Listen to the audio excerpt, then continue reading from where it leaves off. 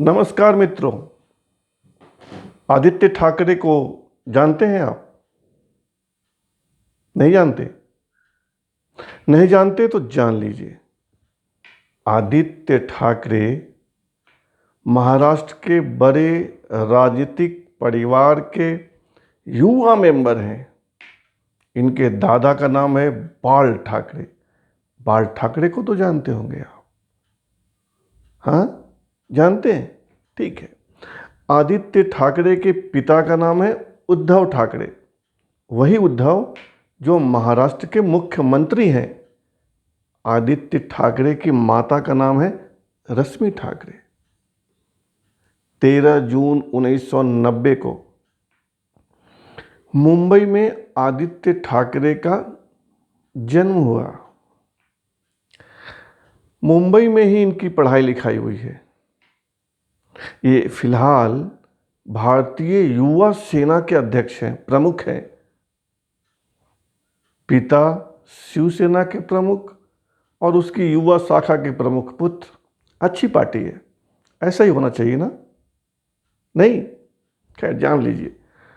आदित्य ठाकरे पहली बार 2019 में मुंबई के वर्ली विधानसभा एरिया से चुनाव के मैदान में उतरे और भारी वोटों से जीत गए। अभी वे महाराष्ट्र की सरकार में मंत्री भी हैं। सोचिए, बाल ठाकरे का पौत्र, उद्धव ठाकरे का बेटा, खुद भी मंत्री, BA LLB तक पढ़ा हुआ, जो कविताएं लिखता है, जो गीत लिखता है ना सब कुछ प्यारा सा, कहीं कोई दिक्कत नहीं। लेकिन उसी आदित्य ठाकरे के दामन पर अब दाग लग रहा है। बदनुमा दाग, गंदा दाग, काला दाग। पहले दबे स्वर में उनका नाम आया। नाम लेने से घबरा रहे थे लोग, लेकिन अब तो नाम ले रहे हैं। बीजेपी के विधायक हैं अतुल भातखलकर। अतुल भातखलकर ने कुछ दिनों पहले कहा था कि सुशांत सिंह राजपूत, फिल्म अभिनेता सुशांत सिंह राजपूत की मौत में मुंबई के एक मंत्री का हाथ है, युवा मंत्री का हाथ है। नाम नहीं लिया उन्होंने। किसने? अतुल भातखलकर ने। फिर नारायण राणे तो खोल कर रख दिया। नारायण राणे को जानते हैं? नारायण राणे कभी शिवसेना में थे, शिवसेना के बड़े नेता थे, महाराष्ट्र के मुख्यमंत्री थे। महाराष्ट्र में पहली बार जब सत्ता में शिवसेना आई तो कुछ समय तक मनोहर जोशी मुख्यमंत्री थे और उसके बाद नारायण राणे मुख्यमंत्री बने। नारायण राणे बाद में कांग्रेस में चले गए, बाद में अपनी पार्टी बना ली, बाद में बीजेपी में आ गए। अभी बीजेपी में है नारायण राणे। नारायण राणे ने 2 दिन पहले प्रेस कॉन्फ्रेंस किया और साफ साफ कहा कि मुंबई का एक मंत्री आदित्य ठाकरे, एक फिल्म अभिनेता और मॉडल डीनो मारियो के घर पर 4-4 घंटे क्या करता है। एक तरह से खोलकर नहीं, आदित्य ठाकरे के दामन पे दाग लगा रहे थे नारायण ठाकरे। अब मतलब आप निकालिएगा कि डीनो मारियो के घर पर 4-4 घंटे पड़े रहते हैं आदित्य ठाकरे, और सुशांत सिंह राजपूत और उनकी मैनेजर दिशा सालियान की मौत में या कहिए हत्या में आदित्य ठाकरे का हाथ है, या जिन्होंने हत्या की हो उनको बचाने में आदित्य ठाकरे का हाथ है। बड़ा आरोप है ना? बहुत बड़ा आरोप है।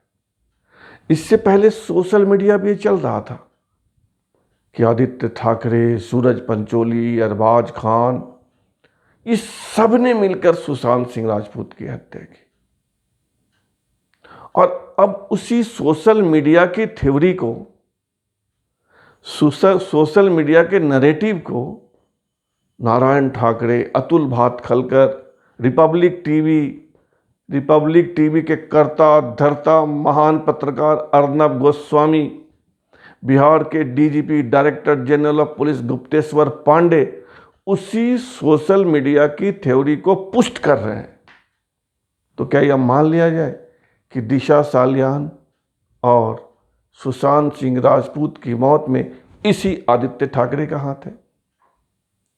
अभी जल्दबाजी होगी, लेकिन इतना तो तय हो गया कि आदित्य ठाकरे का चेहरा दागदार हो गया। बाल ठाकरे के पौत्र के दामन पे हत्या या हत्या में शामिल लोगों को बचाने का आरोप लग गया। मुख्यमंत्री का बेटा दागदार है, तागी है। सोशल मीडिया की थ्योरी क्या थी?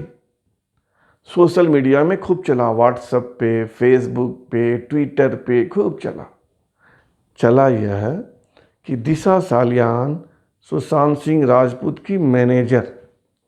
दिशा सालियान पहले ऐश्वर्या राय बच्चन की भी मैनेजर थी।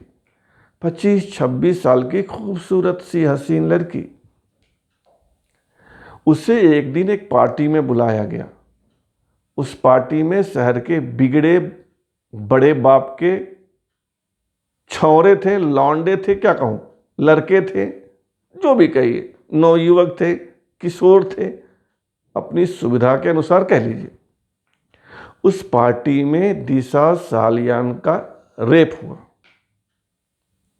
और बाद में उसको 14वीं मंजिल से नीचे फेंक दिया गया। ये सोशल मीडिया की थ्योरी बता रहा हूं आपको, जो सोशल मीडिया पे चल रहा था, व्हाट्सएप पे, फेसबुक पे, ट्विटर। लेकिन मरने से पहले दिशा सालियान ने सारी बातें सुशांत सिंह राजपूत को बता दी। सुशांत का एक निकटवर्ती आदमी है संदीप सिंह। संदीप सिंह और सुशांत की बातचीत में सुशांत ने सारी बातें संदीप को बता दी। लेकिन सुशांत को यह पता नहीं था कि उस पार्टी में संदीप सिंह भी था, यानी फंसेगा तो संदीप भी फंसेगा। संदीप ने सुशांत से कहा कि मुंह बंद रखो, लेकिन सुशांत ने कहा कि नहीं, उसके मैनेजर की हत्या हुई है, वो बहुत दुखी है, शॉक्ड है, वह सारी बातें प्रेस कॉन्फ्रेंस करके खुलासा करेगा।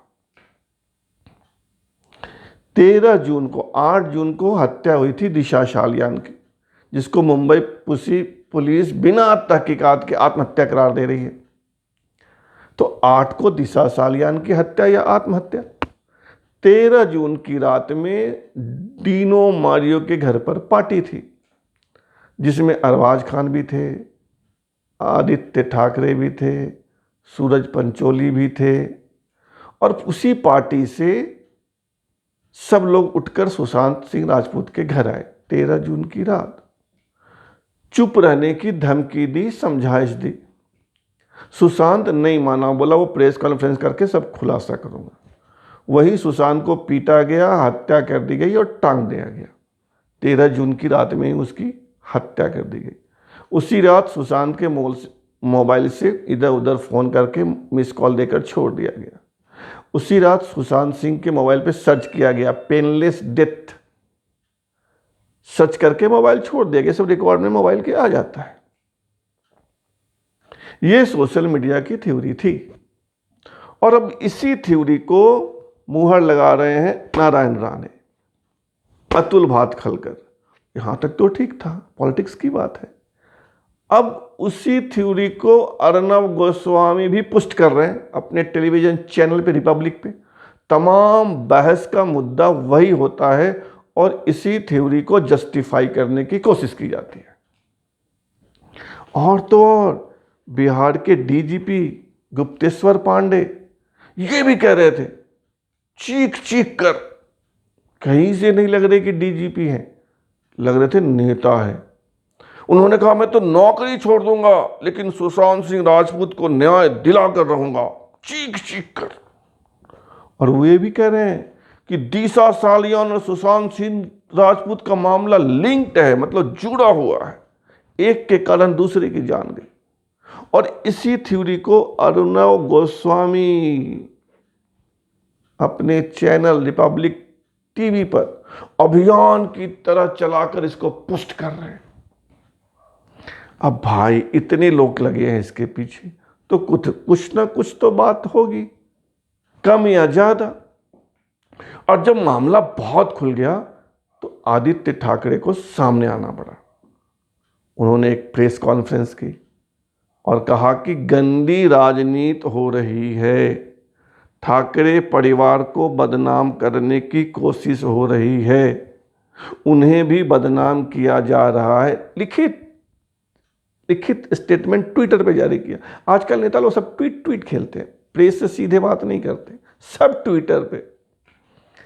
पहली बार जब 1 महीना से सारा कुछ चल रहा था सोशल मीडिया पे, तो आदित्य चुप, अतुल भातखलकर ने कहा तब भी चुप, नारायण राणे का जब हमला हुआ तब सफाई दी, और उधर अर्नब गोस्वामी अपने चैनल पे चिक चिक करे, उद्धव ठाकरे सुन लो, अरे आदित्य ठाकरे सुन लो, छोड़ूंगा नहीं, सुशांत के परिवार को न्याय दिलाकर रहूंगा। गुप्तेश्वर पांडे जी का रूप तो मैंने पहली बार देखा, बिहार के नौजवान को न्याय दूंगा चाहे मुझे नौकरी क्यों नहीं छोड़नी पड़ी।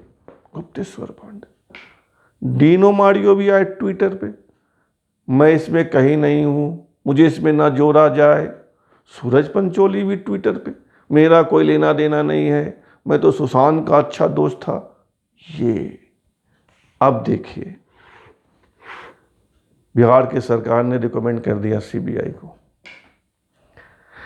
चूंकि मामला कोर्ट में है, सुप्रीम कोर्ट में, तो सुप्रीम कोर्ट ने भी सबसे जवाब मांगा है, बिहार सरकार, महाराष्ट्र सरकार, केंद्र सरकार, कि सीबीआई जांच हो या ना हो।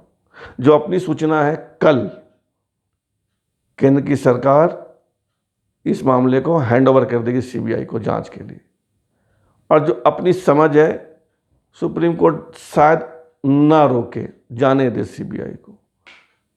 तो जो सच है वो तो अब सामने आना चाहिए, बशर्ते बहुत सारा सबूत नष्ट नहीं किया गया हो, क्योंकि 2 मौत अगर अनसुलझा रह जाए, रहस्य रह जाए, तो वह सही नहीं होगा।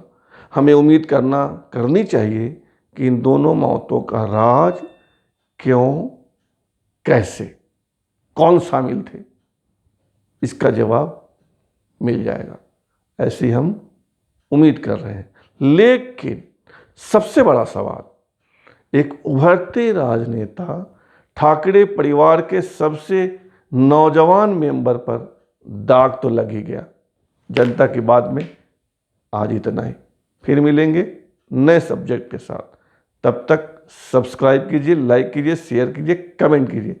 वादा एक ही है, बेबाक बोलूँगा, जो भी बोलूँगा सच बोलूँगा, सच के सिवा कुछ नहीं बोलूँगा। कलम और जुबान का सौदा कभी नहीं करूँगा। धन्यवाद, बहुत बहुत धन्यवाद।